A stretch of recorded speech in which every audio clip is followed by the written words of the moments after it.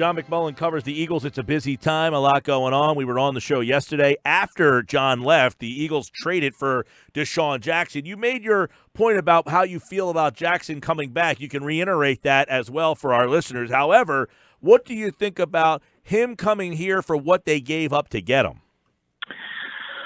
Well, I don't think they gave up much. That's not the issue. I think obviously the extension, which is about 3 years, $9 million, and you see what John Brown got today from Buffalo, it's basically identical. So it's sort of, they're both a fit. One's much younger. I think one has a bigger upside. That was my argument. The other's a descending player at 32 years old, but everyone loves him because he was great here the first time. And my point is that sometimes you got to break from the past and make better decisions. But Howie Roseman deserves a little bit of rope, I think, and we'll see if this works out. I still say today, and more so now that I see what John Brown got from Buffalo, I would have went in that direction personally. Yeah, so it's a 3-year. What was the actual final deal for 3 years? $21 million? $25 million? What was it? 30 for Desean, but basically it's a 2-year deal for $9 million, essentially a year. So it's going to be interesting, and also because there's another report that the Eagles are going to keep Nelson Aguilar, and not only are they going to keep him, they're not going to extend him, and they're going to let him play out the 5th year of his option. Now, that surprises me a little bit because then you have 3 receivers making it over $9 million.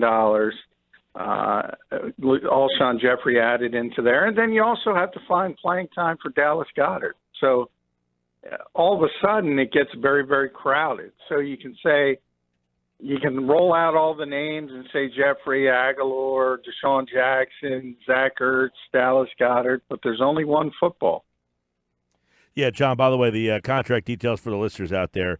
3 years, it's a 2-year structure, $27 million, $15 million in total guarantees, $13 million guaranteed at the signing. The first 2 years, it's 2 years for $18 million for Desean Jackson. So how does he fit into this offense? I mean, to me, John, his first time here, it's different. He was the number one wideout, in terms of talent. He was paid to be the number one guy, but I just don't view Jackson as a number one traditional wideout. He's always been, to me, a number one playmaker, and this team obviously lacks his skill set. So a better version of Mike Wallace, a better version of Torrey Smith, or something different. And with Jeffrey, Aguilar, and Jackson, that seems to fit better than Golden Tate did with that other group. Yeah, no question. I've kind of said that consistently as well. From a football standpoint, just from a trait standpoint, he fits what they need, and that's a deep threat who can stretch the field. And if there's one thing Desean can do, is it's run.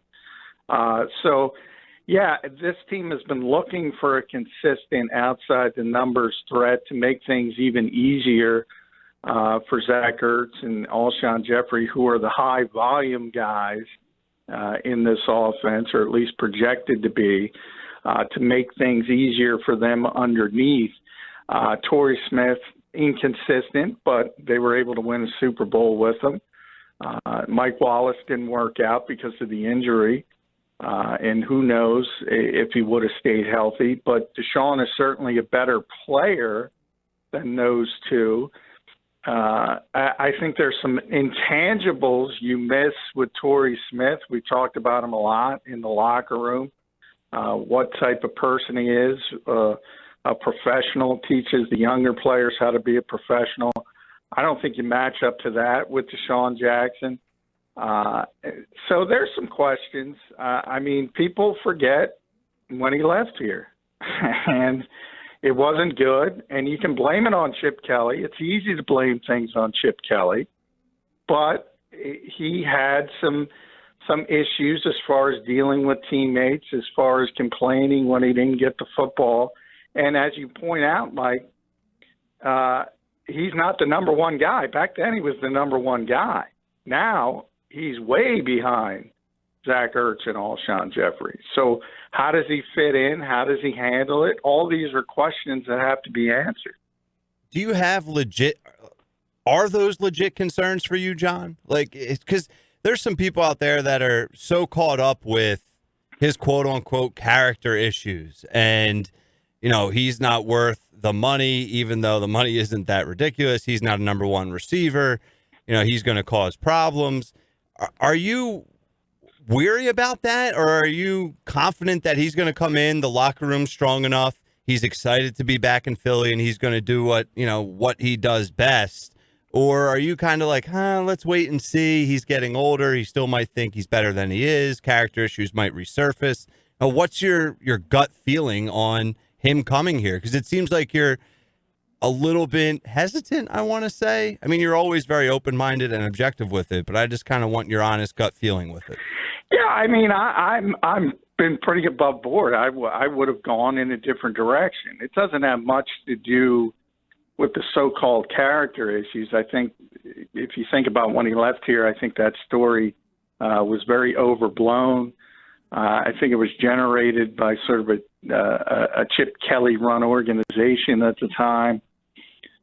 So it's not about that, but there were real things about him complaining about his place in the offense at times in particular games if he didn't get the football enough. And that was the year, if you remember, the year he left was his best year statistically.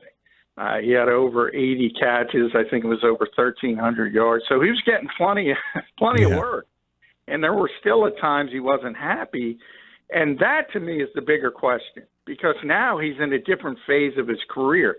Now he comes into a team that is much more talented than the team he left. Zach Ertz is arguably the best receiving tight end in football. Alshon Jeffrey is a better receiver than he is at this stage of his career. He's number 3 on this team at best. And is this a guy who can handle that? That is what I will have my eye on, because, as I pointed out, he's had 3 stops, and at all 3 stops, he started out happy and he left unhappy. So that's pretty consistent. Did he leave Tampa unhappy, or did they just not? I mean, it seemed odd, like that they just didn't want him back. He was getting paid too much money, or did he just was like, I don't want to be here anymore? Yeah, he was very unhappy. And before Bruce Arians got there, he was unhappy. He did not like playing with Jameis Winston. He did like playing with Ryan Fitzpatrick. He didn't like the quarterback change. He was working to get out. He's really been trying to get back to Philadelphia probably since 2016 for whatever reason. That now the chip is gone, and he enjoyed his time here. He's wanted back for a while. There was some talk that Bruce Arians repair the relationship, but obviously they wanted to go in a different direction, and maybe that part of it had to do with the finances and the fact that he's 32, and they kind of know they're not ready to compete or be a significant contender, so you probably do want to get younger. So I think it's a little from column A and a little from column B, but there's no question when Dirk Cutter was there and Ryan Fitzpatrick and Jameis Winston, and they were going back and forth because of the injuries and ineffectiveness, he was not happy at all. Can we all agree, however, that the Eagles are a better offense today because they have his skill set? Yeah, I mean, that's what I've said. From a trade standpoint, he fits perfectly. He's exactly what they need, and that's a guy to stretch the field, and they've been looking for it basically since he left. They haven't been able to replace that. He's a better Torrey Smith, I can tell you that much, right? Yeah, I mean, this is one of the best home run hitters in the history of football. And by the way, John, he did lead the league in yards per catch last year. Yeah, he did. He can still – there's no question about it. He can still run. He's great tracking the football. He's tremendous with the ball in the air. He's right there with any name you want to put up there. I think the best deep threat I've ever seen is Randy Moss, and he's probably number 2. That's how good he is running deep balls and his ability to get open down the field. He's tremendous, but he's also, we talk about this a lot as well, he's also 32, and we know the history of this league with players over 30, especially at so-called thoroughbred positions like he plays. When the descent starts, it's generally pretty quickly. And if you look at this guy's skill set, and this is why I advocated going after John Brown, who basically got the same exact money as Desean Jackson, but is coming off his rookie contract, much younger player. And that's the difference to me. When it happens quickly. And this is a 5'10" guy. He's not supposed to be able to do the things he's been able to do down the field. So, and it's because of his world-class speed. And when that world-class speed does leave him, and when I say that, I'm not saying turn in from a 4.3 guy to a 4.9 guy. I mean, you lose a half step in this league, and if you don't have other traits to make up for it, you're done. Yeah. And I don't see him as a great route runner. He's certainly not going to be able to beat corners with his size or anything of that nature. So my concerns are the age. How long is it going to last, and is he going to be able to accept a lesser role? Those are my concerns. Yeah. But if he's still the Desean Jackson who can run, he's perfect for this team, at least in the short term. At JF McMullen, John McMullen on the Eagles, and of course the NFL stuff. How about I want to, before we get into Jordan Hicks, who signed away, he's in Arizona. What do you think the decision will be on Sudfeld? That has to be made by tomorrow. Yeah, they're going to pick up his tender at a second-round level, which is pretty significant. That'll guarantee him a little bit over $3 million. So it's kind of what Doug Peterson said at the Combine. They want him to compete for that backup job. I don't think they want to give it to him.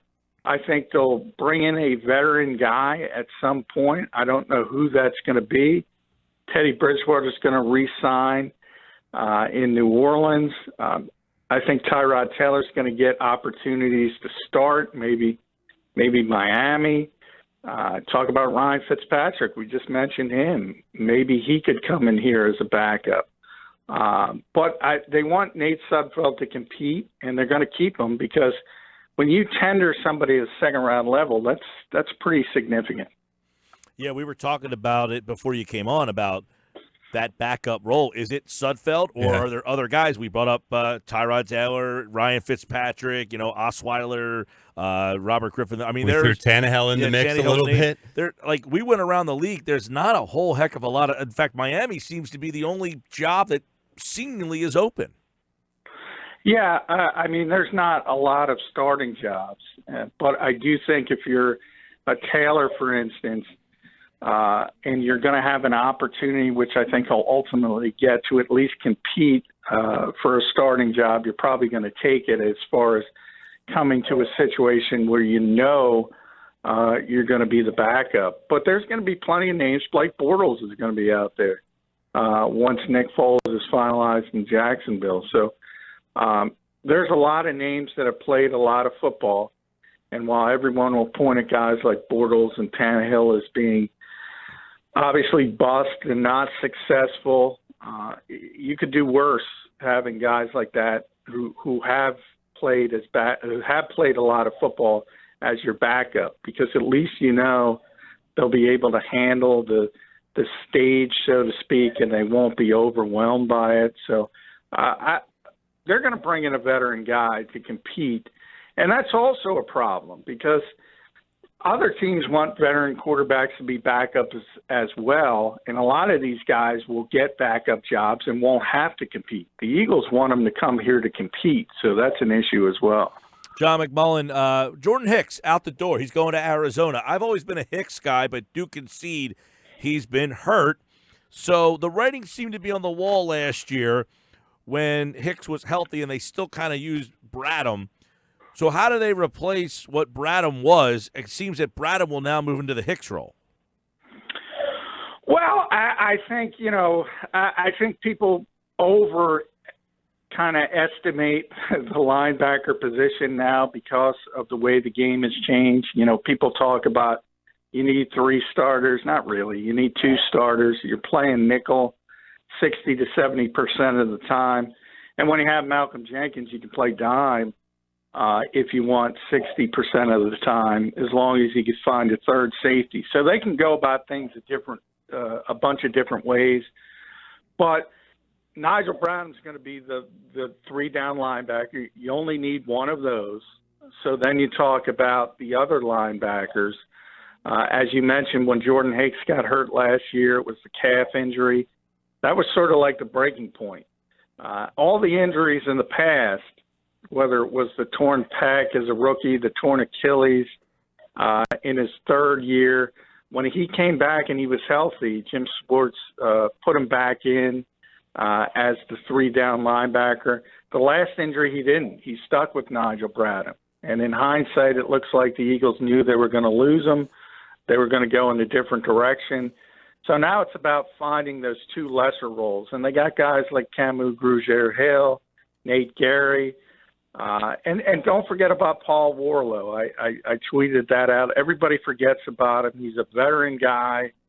He started a lot of games in this league for Atlanta and Detroit, over 50. I think he would have been the 3rd linebacker last year, but he tore his ACL at the first OTA practice. The Eagles re-signed him, so don't forget about him. But they certainly want to add another body, and they'll be able to add a linebacker or 2 in the 2nd level of free agency. And that's where you can find some bargains, because I always say the smart money arrives after the stupid money is spent. Yeah, Belichick was sitting on a beach somewhere, lotioning down his wife. I was joking about that. That's the perfect metaphor for NFL free agency. Belichick's in Barbados enjoying himself while these awful teams trip over themselves to pay ridiculous amounts of money. And I said it yesterday on the show, guys. It's not – I'm not criticizing these players because they're good players. But what you have is the expectation level. And the fans see these contracts and they expect superstars. They don't get it. They're immediately disappointed. And that's why you see so many guys sign these big contracts. You see it every year. Just real quick, John. 3 years later, back in free agency. C.J. Mosley, $51 million guaranteed. Landon Collins, $45 million. Trey Flowers, $40. Now, Le'Veon Bell, this is from Jeremy Fowler, said that Bell said in October that $40 million guaranteed would have got the deal done in Pittsburgh. Mosley got $51 million from the Jets. Insane. Yeah, I mean, and Mosley's a perfect example. Landon Collins is a perfect example because they're good football players. They're really good. They're not superstars, though. So they're ultimately going to go where, in CJ's case, he's going to go to the Jets. In Landon Collins' case, he's going down to Washington. And people are going to get excited and say, we got this superstar player. And you didn't. You got a good player. And if you don't use them correctly, number one, in the case of Collins, if you're playing 80% cover 2 or you're playing single high safety and you're going to expect him to do that, he's going to be bad at it. He's a box safety. You have to utilize him properly. In the case of Mosley, he's an inside linebacker. He's not terribly athletic. You got to use him properly. So you got to get over that hurdle. And then you got to get over that hurdle, which I think is the bigger one, of expectations. And that's the one they're really, really going to have difficult time doing. And it happens every year. And then you have Belichick. I mean, think about Bill Belichick. And maybe the best example is Trent Brown because he got the big money from the Raiders. Now, think about what he did to get him from San Francisco. It was basically a slot trade where he went down in the draft to get Brown. He plays left tackle. He goes out and wins a Super Bowl with them. And the Raiders give him the big money, and he's got Isaiah Wynn, a first-round pick, waiting to take over the job for $2.8 million. And they're going to be in the Super Bowl again. It's amazing. John, do you think this Jackson acquisition is like the Eagles' needs? When you list the Eagles' needs, we talk about this frequently over the past couple weeks with you. The wide receiver position isn't at the top of the list, although you were talking about it with Mike and yourself that Torrey Smith is gone, Mike Wallace is hurt. That is an important need that is filled, but is the focus misguided at all? Like, are you disappointed that they went for it this soon with him, or is that a smart move? And does that tie them up or limit them with the ability to make future moves at possibly positions that are a little bit more important to fill at this moment? No, I don't have a problem with the contract. I don't have a problem with the trade. It's not a ton of money. The Eagles, and that's where Harry Roseman is good, is generally not going to do those C.J. Mosley deals, not going to do the Landon Collins deals, which really kind of hamstring you. And you need $100 million of cap space to overpay somebody like C.J. Mosley, like the Jets had. So the Eagles don't do that. They generally do very smart contracts. I think you can say that about both Jacksons, Desean and Malik. This team builds a certain way, and they build up front on both sides of the ball, and you can see that's where they started. And even before the tampering period, the extension to Jason Kelsey, the extension to Isaac Seumalo. They get Jason Peters done and back for another year. On the defensive side of the ball, they make the moves, the trade of Michael Bennett. They bring in Malik Jackson. That's where they build. They build on the offensive line, defensive line first. That's what they did. And then you sort of cobble it together from there. They needed a speed receiver. I think there was just because personally, I think John Brown, because of his youth and his ceiling, I think would have been better. Doesn't mean it's not going to work out. It was certainly a need to bring in that type of player. They need a running back. I still think they're going to bring somebody in there. Now they need a linebacker. And they're going to make good deals because that's what the Eagles do in the second phase of free agency. And all you have to do is look back to the Super Bowl winning season. And you think about Chris Long and Patrick Robinson and LeGarrette Blount. Those are where good teams make good decisions and win games. And I'll say it again. The smart money comes in after the stupid money is spent. Sure does, and you mentioned it, New England, they're never really involved on This Week. Washington typically is. Sports Bash Live, 97.3 ESPN. Mike, that's Ryan. He's John McMullen. He appears via the Boardwalk Honda Hotline. Football at 4, we talk every day. NFL, draft on the way. And by the way, free agency opens tomorrow. John, take care, man. Hey, take care, guys.